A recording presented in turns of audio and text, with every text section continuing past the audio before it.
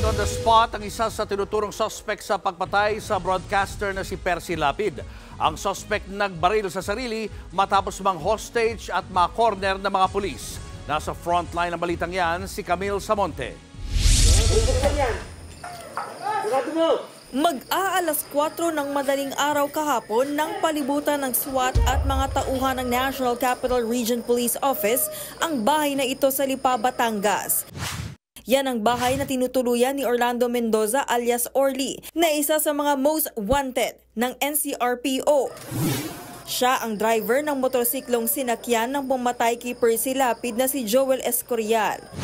Maghahain lang dapat ng warrant of arrest ang mga polis kay Orly, pero sa halip na sumuko, pumalag ito at ginawang hostage ang kanyang anak at kinakasama.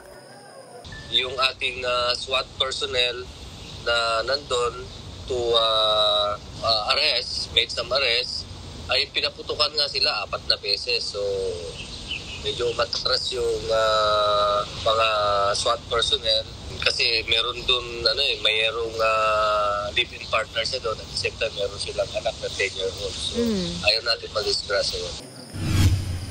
Ilang oras ang itinagal ng negosasyon.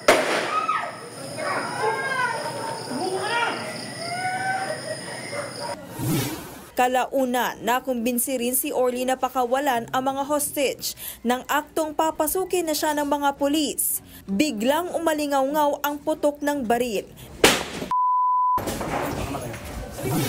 Nagbaril na pala sa sarili ang suspect.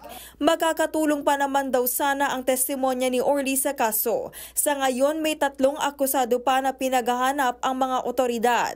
Pero ang kapatid ni Percy na si Roy Mabasa, duda pa rin kung si alias Orly ba talaga ang namatay. Marami raw kasing tanong sa nangyari na hindi masagot ng mga pulis. Gaya ng pagkamatay noon ng isa sa mga mastermind sa krimen na si Ricardo Zulueta, kung saan panay kwento lang daw ng PNP ang naririnig ng publiko. Wala pang sagot ang mga pulis. Nagbabalita mula sa frontline, Camille Samonte, News 5. Mga kapatid, Julius Babaw po. Iba na ang may alam at may pakialam sa panahon ngayon. Para sa frontline ng mga balita, mag-follow at mag-subscribe sa social media pages ng News 5.